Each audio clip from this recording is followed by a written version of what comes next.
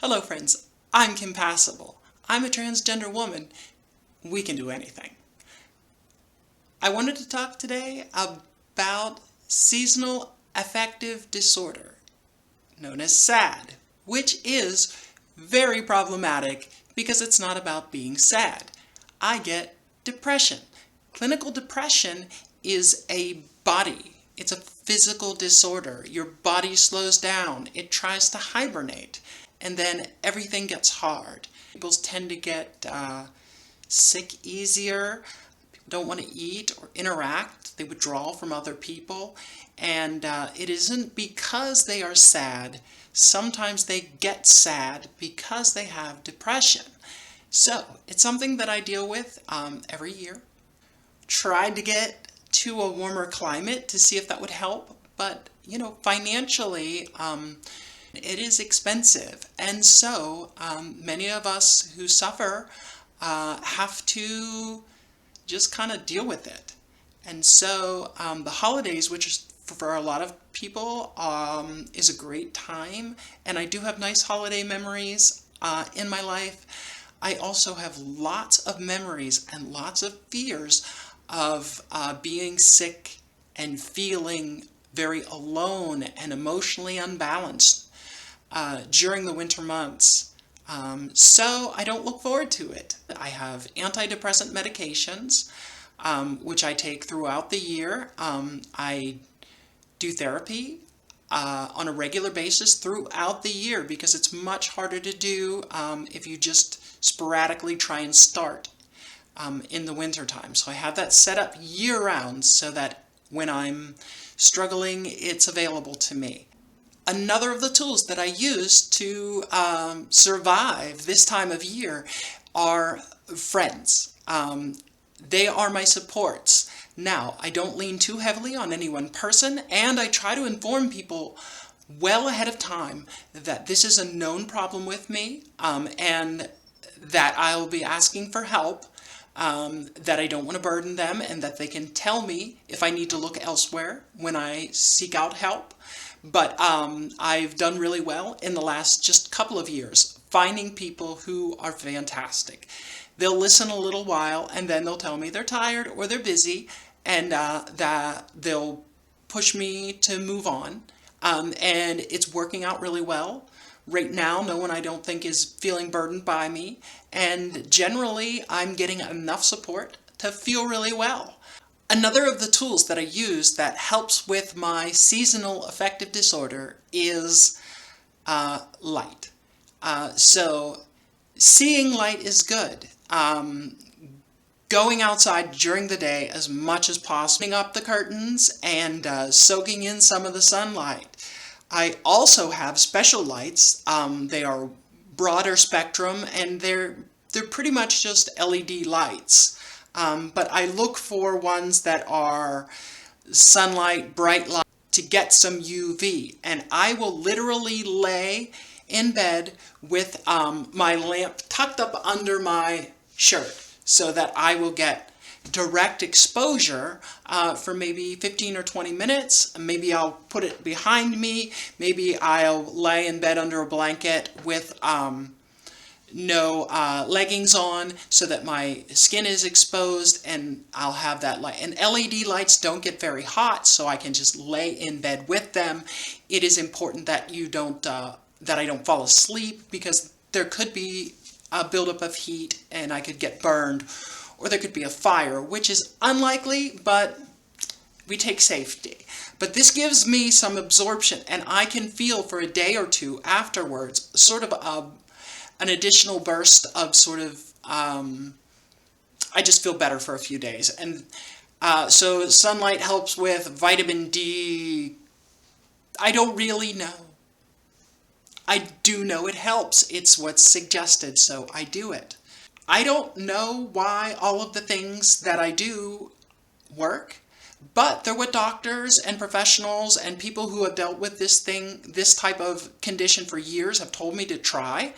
And so I try and do a little bit of all of it in moderation, in hopes that I can ease the symptoms and make things easier on myself and the people who are trying to support me. And I think that I generally get better results.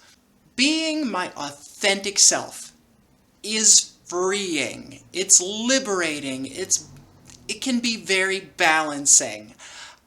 When I'm taking my hormones properly, HRT, and when I can be authentic about who I am and how I'm feeling, and I don't have to put on a front, a false masculinity, it requires less of my energy, and I can just be, it's easier to be okay when I'm being authentic. So I believe that it has been yet another tool for me. Obviously, being around people that allow you to be yourself authentically, whether it is a trans matter or it is just letting you have feelings, letting you have highs and lows, and allowing you to be sad or maybe quiet or a little bit introverted, maybe for a day or a few days if that's where you're at, without being upset with you, because feeling like I've let people down is very difficult. It's one of the hardest parts of this condition, is when I can't do the things that I really feel like I should be doing, and then feeling guilt or shame for not being as good as I'd like to be, or maybe as people have come to expect from me. In the summertime, I do a lot more things. I'm a much more vibrant personality. I'm quick and busy and well and brightly witted, and when I can't do those things, I really feel like I want to withdraw from people, and they don't understand why. And sometimes they take it personal, and sometimes it's something they worry that it's something they did. And so when I have people in my life who can understand and accept me for who I am and for the way this condition sort of acts up at times, it is easier to give myself a break and focus on working on me and taking care of me. And their expectation is that I might not be around quite as much and I might not have as much energy, and they say, it's okay, Kim, you're fine, keep doing what you need to do. And they're offering encouragement instead of sort of making me feel shameful, like you're spending too much time in bed, or you really aren't being very positive, or are you taking your medicine? And it's like, I'm doing the absolute best that I can. It can become very difficult. Knowing when to call out for help. There are suicide prevention lines and talk lines and helplines, and those are almost impossible to use when I get to that point. So when I really feel like the rug is being pulled out from me, and I feel like I'm kind of slipping into something that I don't have a good management for myself, I have to have people that I can trust and say, it's time to help. Sometimes I need someone to come to my house and make me a cup of coffee and say, Kim, it's time for you to get out of bed. It's time for you to get a shower. Let's take a walk. I'm going to take you for a drive, and we're not going to go anywhere, and we don't have to stay long, but you need to have a change of scenery. You need to move around, because literally I can go into hibernation, which isn't healthy. I do need to be able to function because I have regular things I need to be able to pay my bills. Someone needs to check in, like, are your bills getting paid, Kim? Because I've known of a lot of people who've gotten themselves into very difficult situations because they just couldn't adult. They couldn't do the regular day-to-day functions that are necessary. When it gets bad, when it gets to the point where we can't do our everyday tasks, brush our teeth, pay the electric bill, return phone calls, just do the basics of life, and we get overwhelmed and it starts to feel like it's really piling on. We need help, because that can cause not the clinical kind of depression, but the very acute kind of depression where it feels like I don't want to go on, or I can't face life whatsoever. And it's not necessary. I need to ask for help if I get to there, and I need to go down my list. Have I been eating? Have I been drinking enough water? Have I been taking my medication? Have I been paying my bills? Have I been getting sunlight? Have I been using the tools? And get back on the routine without a lot of guilt that I have maybe slipped away, because that is the nature of the condition, is to sort of make me sleep, make me distance. At best, some days I just find distraction. I watch TV or YouTube, and I don't work on the things because they seem too hard, and a lot of times if a friend will just help me with the dishes, or just sit with me while I pay some bills and not be impatient, those things can be life-saving.